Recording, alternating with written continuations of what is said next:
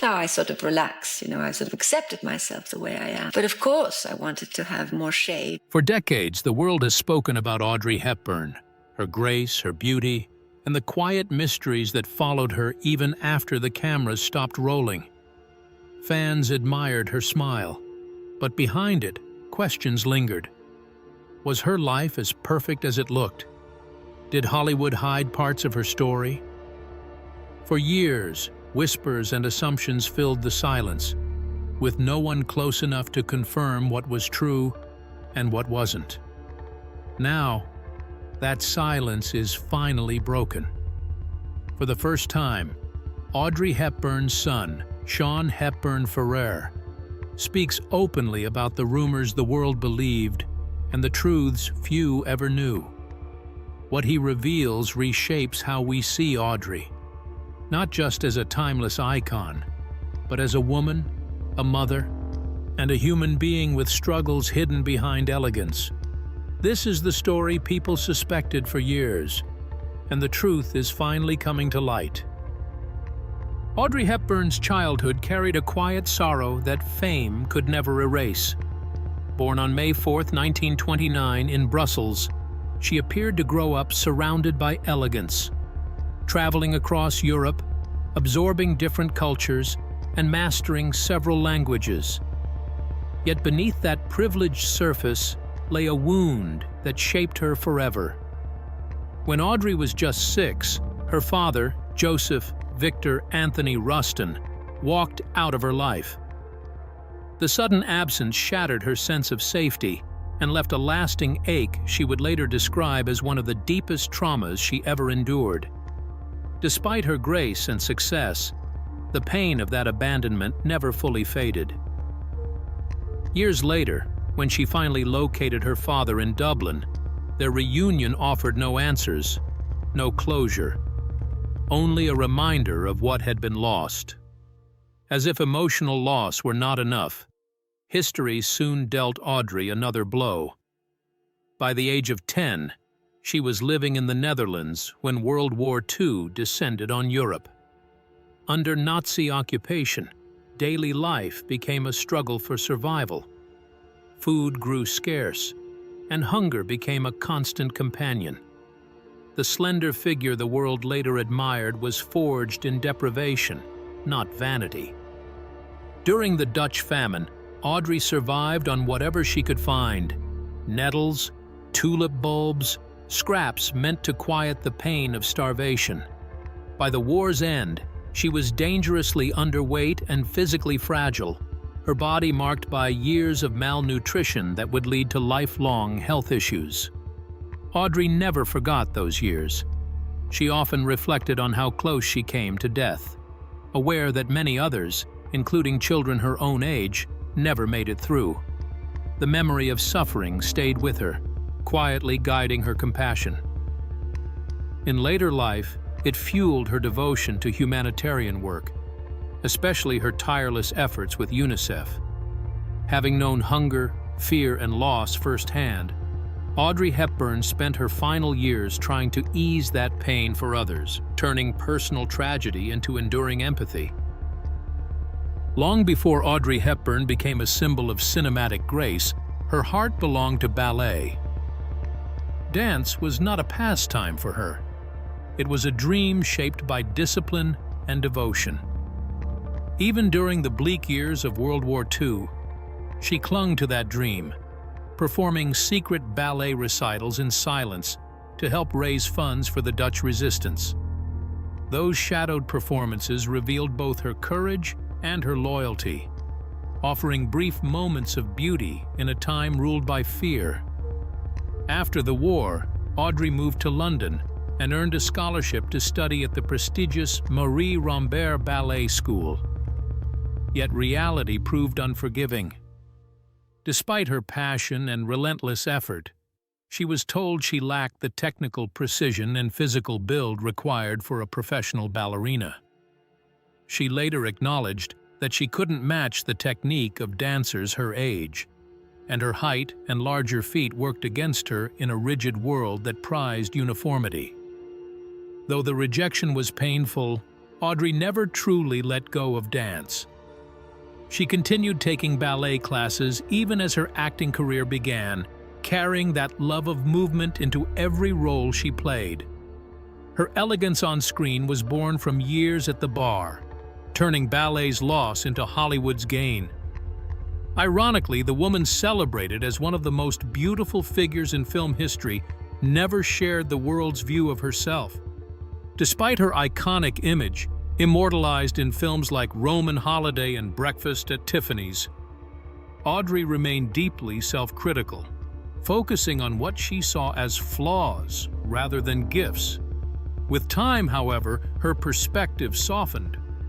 She welcomed aging instead of resisting it, finding peace in growing older.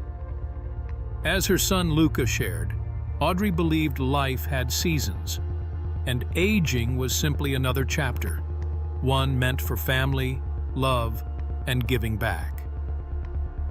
Audrey Hepburn's search for lasting love was as earnest as it was fragile. In 1952, she became engaged to industrialist James Hansen, a romance she once described as love at first sight.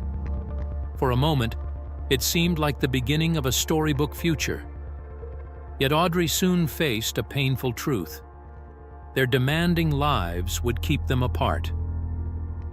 Choosing conviction over fantasy, she ended the engagement, famously explaining, "When I get married, I want to be really married."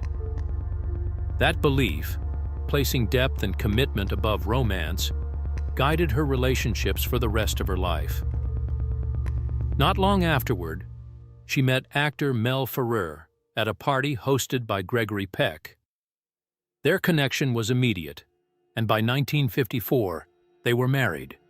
They worked together on screen, but as Audrey's star rose higher, the balance in their marriage grew complicated. In 1960, the birth of their son, Sean, brought her immense happiness, grounding her amid the pressures of fame. Still, the marriage carried unseen strains. Rumors swirled that Ferrer was overly controlling, earning him an unsettling reputation, though Audrey often dismissed such claims. Friends, however, sensed a growing imbalance that quietly wore her down. Over time, disillusionment replaced hope, and in 1968, after 14 years together, the marriage ended. Though the relationship left scars, Audrey found enduring meaning in motherhood. Her bond with Sean became a source of comfort and purpose, a reminder that even when love falters, it can transform rather than disappear. After her divorce from Mel Ferrer, Audrey Hepburn allowed herself to hope again. While on a Mediterranean cruise with friends, she met Italian psychiatrist Andrea Dotti, and their connection unfolded swiftly. By 1969, they were married, and Audrey envisioned a gentler future, one that might include more children and a slower pace of life, a step back from the relentless demands of her career. The birth of their son Luca in 1970 brought her profound joy, marking what felt like a long-awaited blessing. That happiness, however, was shaped by years of private sorrow. Audrey had endured multiple miscarriages throughout her life, including a devastating loss in 1959 while filming The Unforgiven. Each one left deep emotional scars. She later admitted, "My miscarriages were more painful to me than anything ever, including my parents' divorce and the disappearance of my father." Luca's arrival was therefore not just joyful, but deeply symbolic, a hard-won triumph over grief. Yet her second marriage carried its own heartbreak. As fame and distance crept in, the relationship began to fracture. Dotti was often unfaithful, reportedly drawn to younger women during Audrey's time away working. The repeated betrayals slowly eroded what hope remained, and in 1982, the marriage ended. Despite the pain, Audrey chose to stay in Italy, so Luca could remain close to his father. In reality, as her son Sean later revealed, Dottie seldom made the effort to see him. Once again, Audrey found herself raising her children largely alone, resilient, devoted, and quietly enduring. Though much of Audrey Hepburn's romantic life had been marked by disappointment, her final relationship brought her the quiet joy she had long been denied. In 1980, she met Dutch actor Robert Wolders, and with him discovered a sense of calm that felt unfamiliar yet deeply healing. They never formalized their union, but Audrey often described their bond as a true marriage, one rooted in devotion rather than documents. Wolders, a widower himself, offered her stability, gentleness, and freedom from expectations. Looking back, Audrey openly said these years were the happiest of her life. Her sons, Sean and Luca, were central to this peace. While the grief of her earlier miscarriages never fully disappeared, it softened in the warmth of motherhood and the life she had built with her children. In her later years, Audrey balanced family, selective work, and humanitarian service with a quiet confidence that reflected everything she had survived. She was no longer chasing perfection. She was living with purpose. In 1989, Audrey reflected on her 9 years with Wolders and called them the happiest chapter she had known. As her son Sean later shared, she had finally found someone who allowed her to be herself without the weight of fame or impossible ideals. But just as that serenity settled in, her health began to fail. After returning from a humanitarian mission to Somalia in late 1992, Audrey developed severe abdominal pain. Medical tests led her from Switzerland to Cedars-Sinai Medical Center in Los Angeles, where doctors delivered devastating news. A rare abdominal cancer, pseudomyxoma peritoniae, had quietly spread for years. Despite surgery and chemotherapy, the prognosis was grim. Still, Audrey faced it with remarkable grace.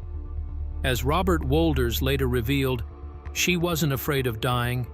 She was only afraid of the pain. Even in illness, her thoughts remained with others, especially the children she served through UNICEF. That same year, she received the Presidential Medal of Freedom for her humanitarian work.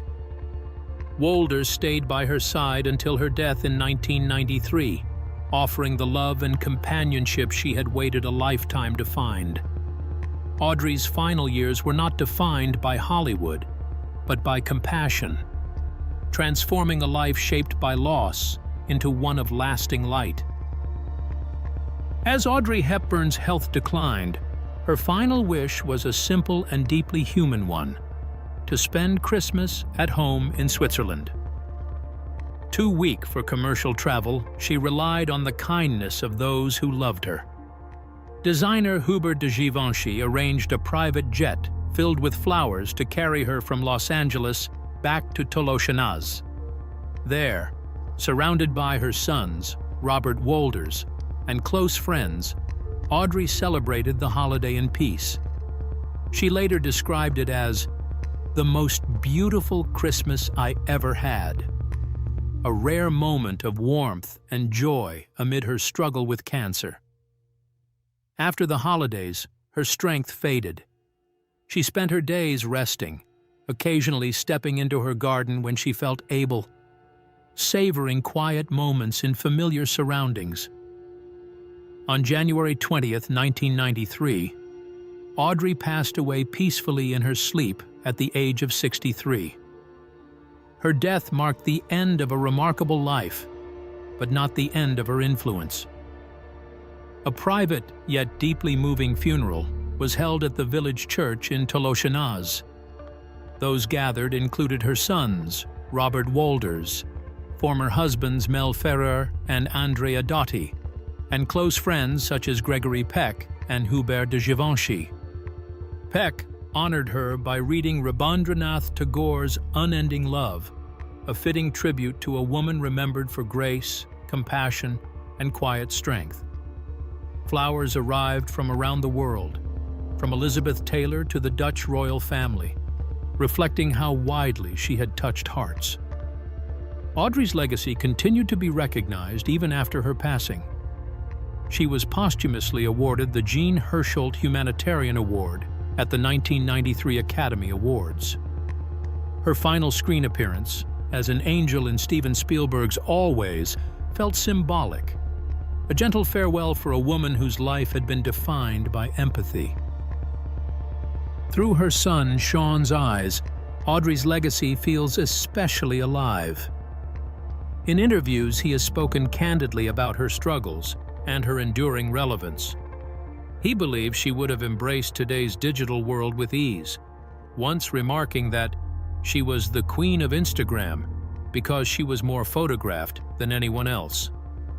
Yet her true power, he explains, had little to do with appearance. Audrey often said, "It's the tune, not the words," meaning presence mattered more than performance. That authenticity made people feel seen. Today, Sean and his half-brother Luca protect her public image, ensuring it's treated with respect. For Sean, the most important legacy isn't fame, but humanity. As he put it, "She's the girl from across the landing who puts on a little black dress, and she's a wonderful package of imperfections." Those imperfections made her real and unforgettable. To share that spirit with younger generations, Sean co-authored Little Audrey's Daydream, a children's book tracing her journey from wartime hardship to humanitarian purpose. Its message is simple and enduring. Even in life's darkest moments, resilience and kindness can light the way. To the world, Audrey Hepburn will always embody elegance and grace.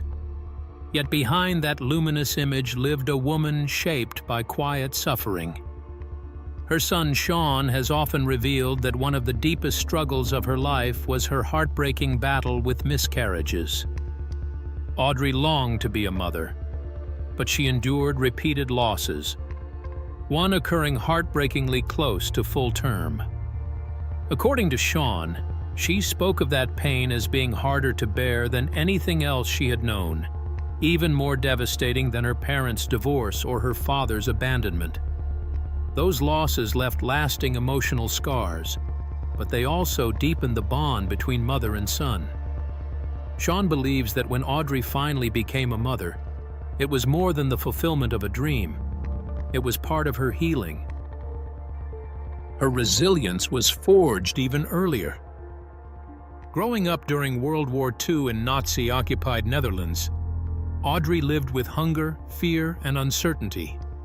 Sean recalled how his mother described being kept in bed during harsh winters to conserve energy, a stark reminder of how fragile survival was. These experiences never left her. Instead, they shaped her compassion and later fueled her lifelong dedication to humanitarian work. Having known hunger herself, she felt a powerful responsibility to help children who suffered the same fate, especially through her work with UNICEF.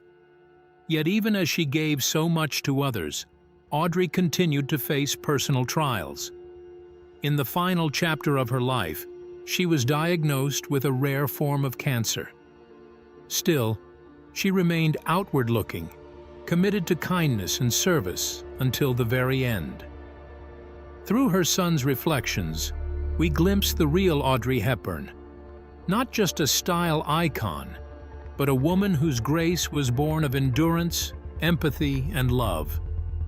Her life reminds us that true beauty lies not in perfection, but in the strength to suffer, to heal, and to give back.